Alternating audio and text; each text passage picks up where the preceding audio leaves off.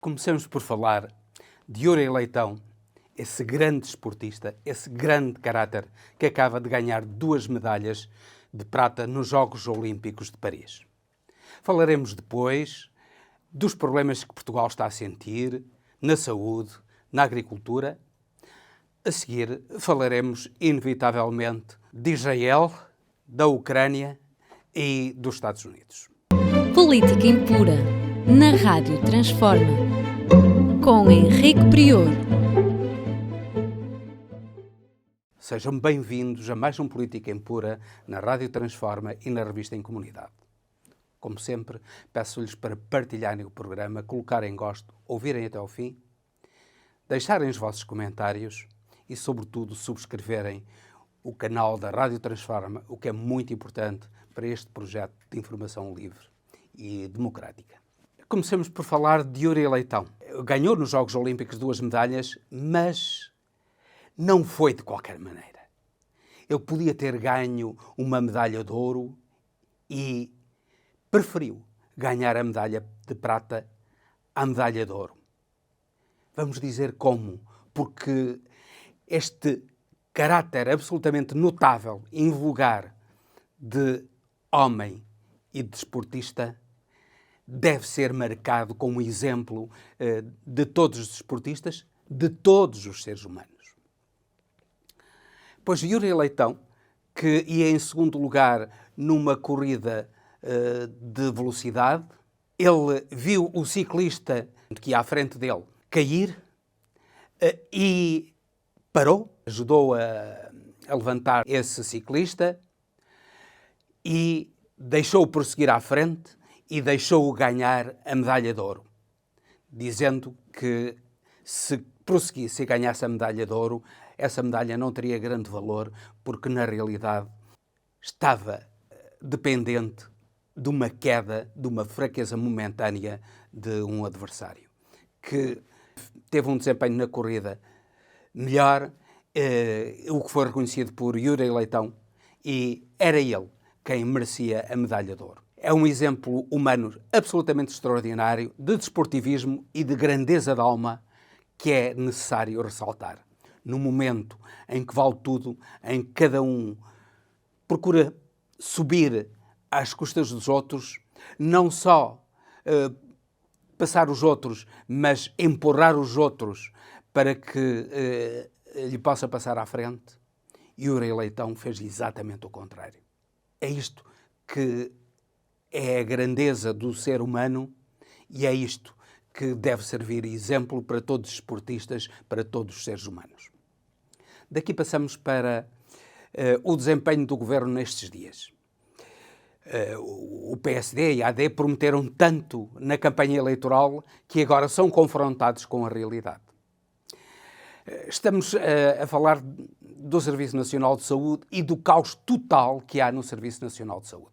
A Ministra mostra uma incompetência total para gerir a crise, para gerir particularmente os problemas na obstetrícia na zona da Grande Lisboa e, claro, que a culpa não é da Ministra, a culpa não é deste Governo, a culpa é do Governo anterior, quando, na realidade, aquilo que foi prometido pela AD foi que, em 60 dias, resolveriam o problema das urgências na Grande Lisboa.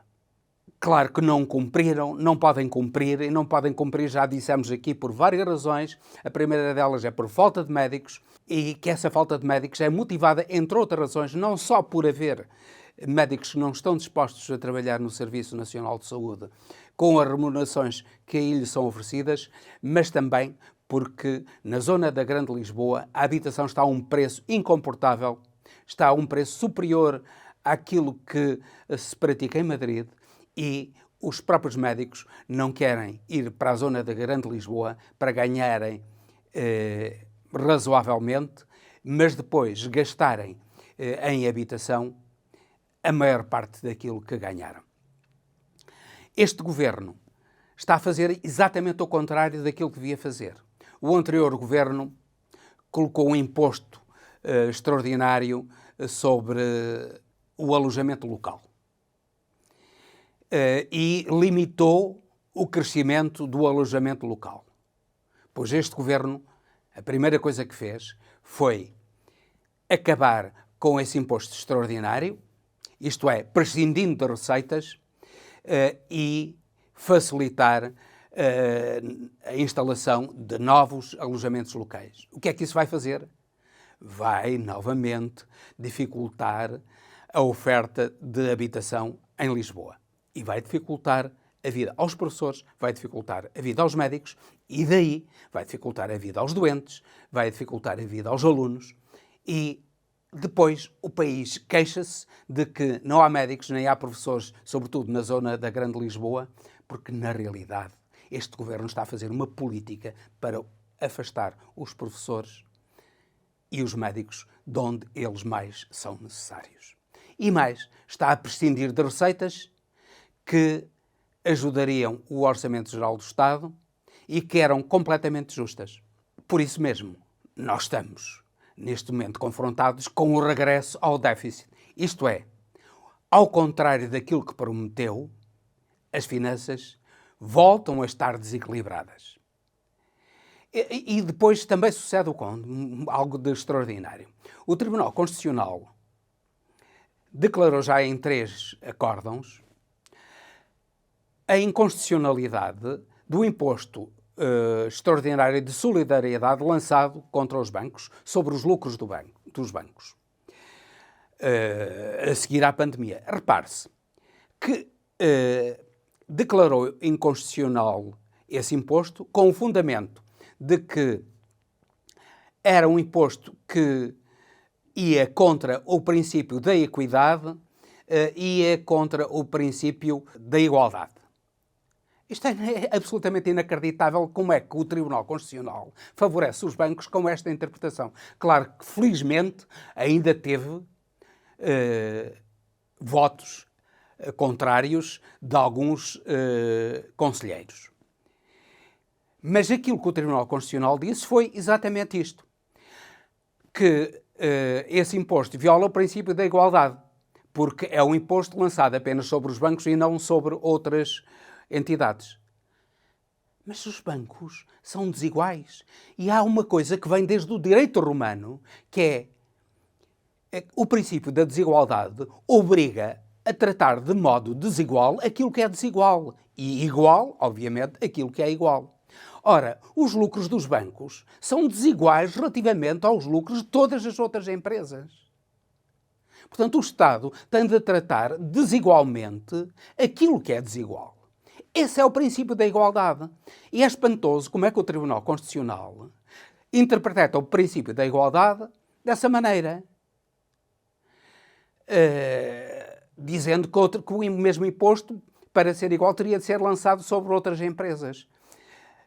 É claro que, se calhar, para o Estado obter receitas, e dado que outras empresas, veja-se a EDP, as empresas de telecomunicações, a grande distribuição do modo geral, têm lucros que são cada vez maiores e também deveriam, para haver justiça, também deveriam ser tributados através do imposto extraordinário sobre os lucros. Até porque eles fogem muito aos impostos, todos nós sabemos, até sobre o IVA fogem.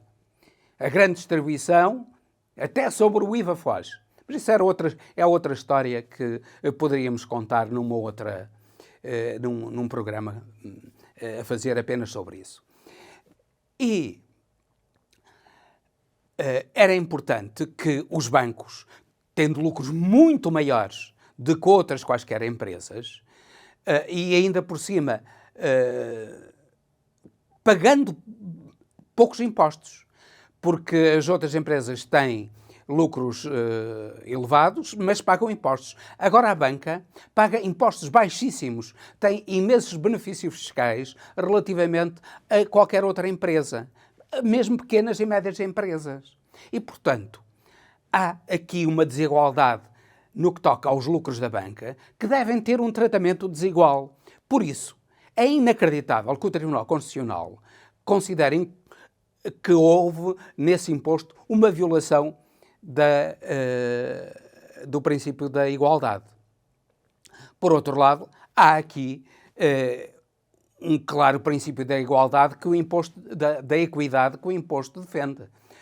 A equidade significa justiça, e justiça é tributar com mais aqueles que mais ganham. Portanto, esse princípio da equidade também é um pressuposto desse imposto de solidariedade que foi lançado pelo governo anterior sobre os bancos. Ora, não se compreende que o Tribunal Constitucional tome esse tipo de decisões perfeitamente absurdas e, em meu entender, contra a melhor interpretação da lei. E é tudo isto que faz com que o grande poder económico tenha mais poder económico, porque, afinal de contas, tem o respaldo dos próprios tribunais no que toca à defesa dos seus interesses, em prejuízo da justiça social, em prejuízo da equidade, do princípio da igualdade e em prejuízo da população portuguesa. Por outro lado, também vemos no que toca à agricultura, o governo que se esperava tanto deste ministro, afinal de contas, este ministro, que não duvidamos da capacidade dele, mas ele sofre de uma incapacidade à partida, que é o seu liberalismo. E neste momento, particularmente o setor dos vinhos, está numa crise terrível. Não, ao contrário, o que se diz não é por excesso de produção. É porque nós estamos a importar vinhos que passam como vinhos portugueses. Nós importamos de Espanha vinhos que são vendidos na região de Marcada do Douro, como vinhos DOP, vinhos de denominação de origem produzida, de origem Douro, e que são, grande parte deles, vindos de Espanha. E não há o mínimo de controle sobre esses vinhos. Os agricultores estão desesperados, há uma clara falsificação da denominação de origem protegida e o Ministério da Agricultura não faz nada para controlar essas falsificações que prejudicam grandemente a agricultura portuguesa. Repare-se que até a CAP, que é uma associação de agricultores ligada sempre à direita portuguesa, ao atual governo em particular, PSD e CDS, até a CAP se está a manifestar contra o atual governo. Esperava-se muito mais deste ministro e deste governo, que, afinal de contas, está a lançar o país no caos. Falamos agora de Israel e daquilo que está a suceder na Palestina. Israel assassinou o chefe político do Hamas, cometeu um grande erro, porque, afinal de contas, esse chefe político do Hamas era aquele que mais estava disposto a dialogar com Israel. Foi agora eleito para liderar o Hamas um operacional, o homem que foi o cérebro do ataque de 7 de outubro a Israel. Esse homem que Israel pensa que vai matar dentro em breve, não vai conseguir. Ele é suficientemente inteligente para fugir a todos os ataques de Israel e para atacar Israel naquilo que Israel deve ser atacado, que é este genocídio da população de Gaza. E, sobretudo, fazer com que Israel deixe de ser, no fundo, um país de nazi-sionismo, que é uma espécie de nazismo, que seria o contrário de sionismo, mas há aqui uma violação dos direitos humanos, um genocídio que Israel está a praticar, que não hesitamos em chamar ao atual governo de Israel, comandado por esse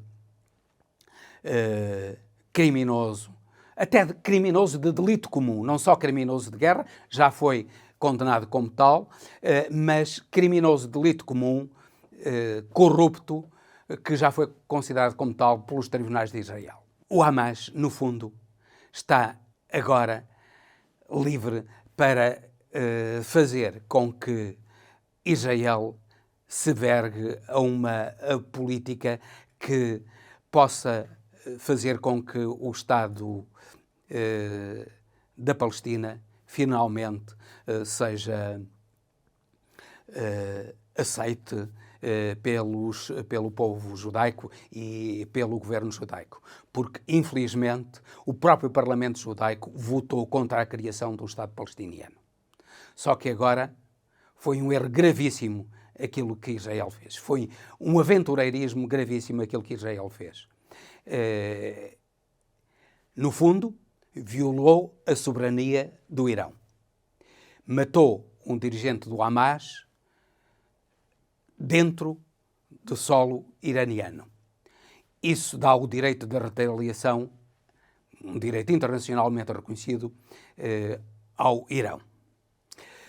Só não houve ainda essa retaliação por duas razões. Primeiro, porque Putin está em conversações com o Irão.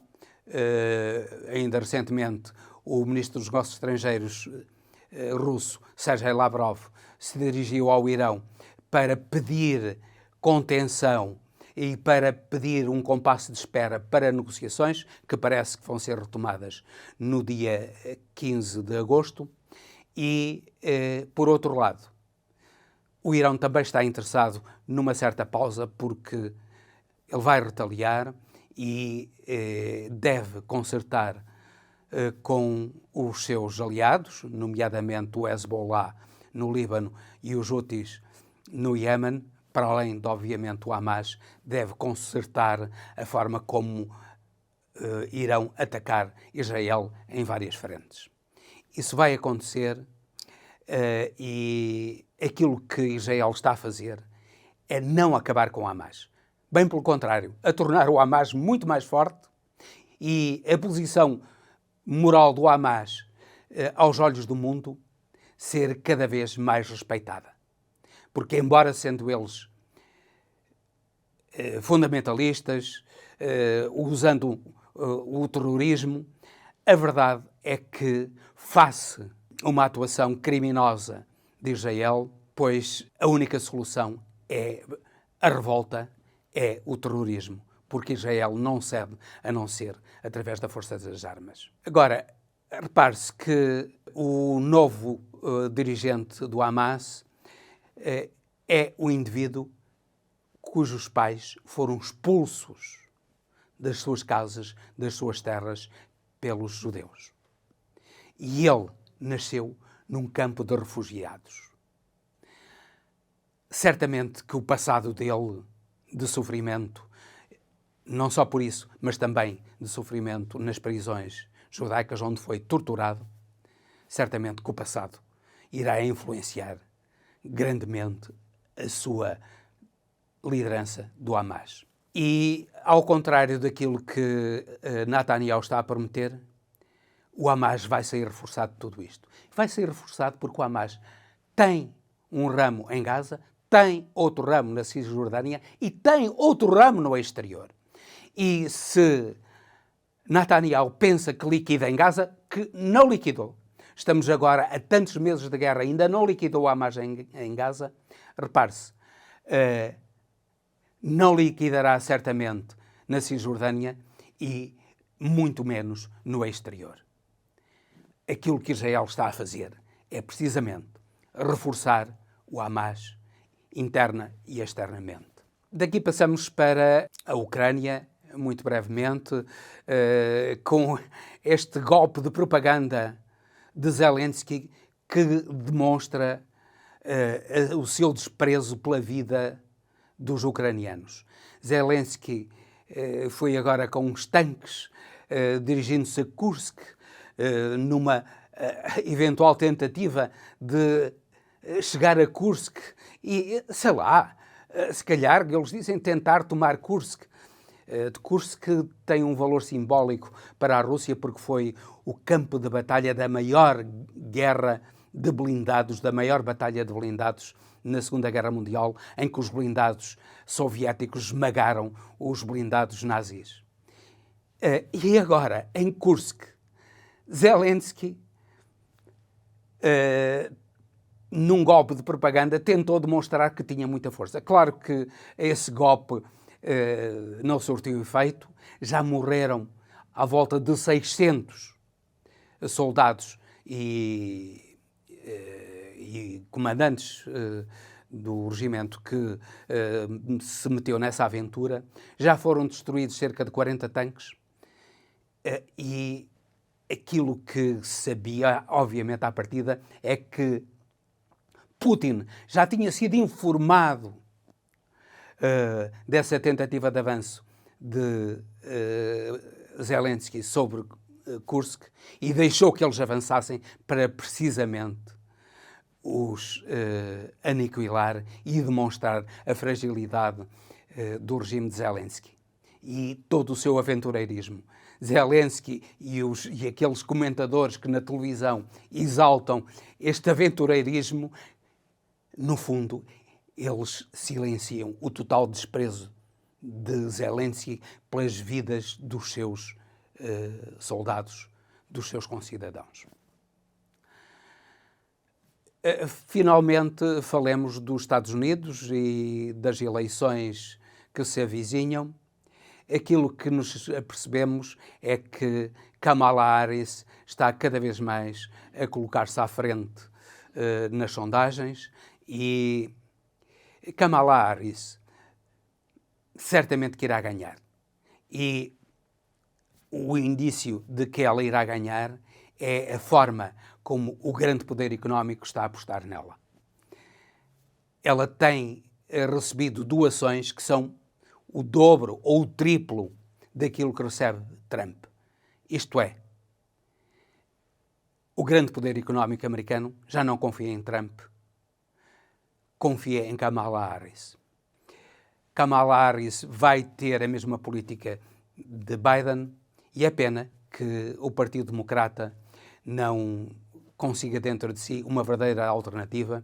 E estamos a pensar particularmente em Alexandra Ocasio-Cortez, uma grande mulher, uma mulher inteligente, uma mulher que defende algo de diferente para a América, algo de melhor para a América, que não é propriamente nenhuma revolução, nenhum esquerdismo. No fundo, é defender para a América aquilo que a social-democracia implantou na Europa nos anos 50 e 60 e que agora, infelizmente, está a perder para a própria direita.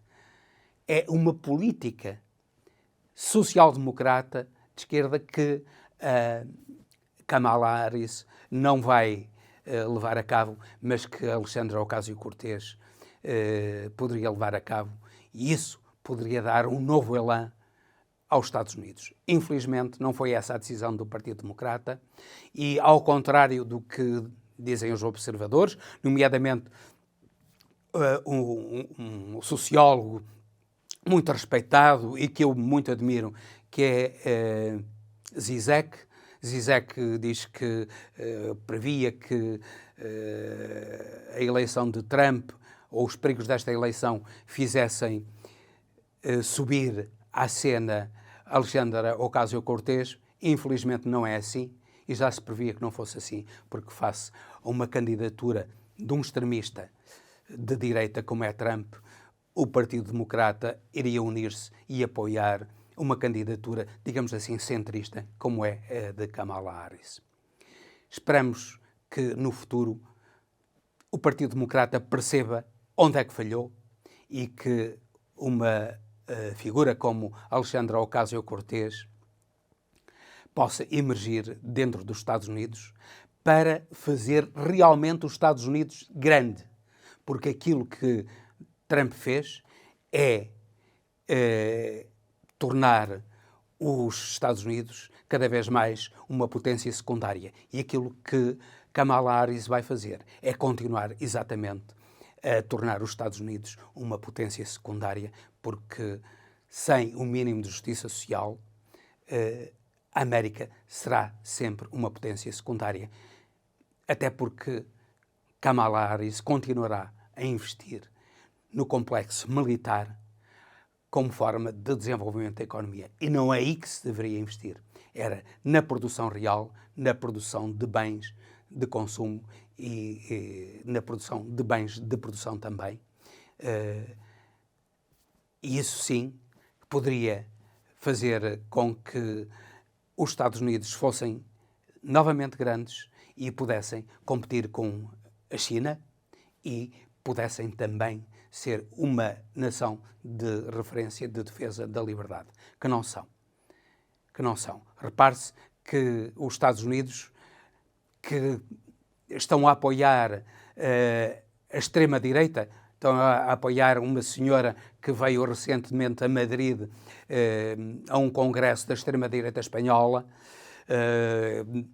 que organizou um congresso da extrema-direita internacional, que apoiaram como candidato a presidente um indivíduo que esteve implicado no assassinato em El Salvador do arcebispo Oscar Romero e de muitos padres e freiras em El Salvador, que defendiam os direitos humanos em El Salvador. Os Estados Unidos, que ainda agora houve um verdadeiro golpe na Tailândia, o rei da Tailândia dissolveu um partido da oposição. Relativamente a isso, os Estados Unidos nem uma palavra, e nem uma palavra relativamente a outras violações dos direitos humanos que passam por todo o mundo. Os Estados Unidos parecem não aprender e só realmente uma candidatura alternativa dentro do Partido Democrata poderá fazer com que os Estados Unidos sejam um país respeitado a nível mundial e voltem a ser uma grande potência que, ao contrário do que prometeu Biden, não está a impor-se pela força do exemplo, mas está a tentar impor-se, o que não consegue, pelo exemplo da força. E com isto termino, despedindo-me com amizade até ao próximo Política em Pura, pedindo-lhes que partilhem este programa, coloquem gosto e, sobretudo, subscrevam o canal da Rádio Transforma, apoiando este projeto de informação livre e independente. Política em Pura, na Rádio Transforma, com Henrique Prior.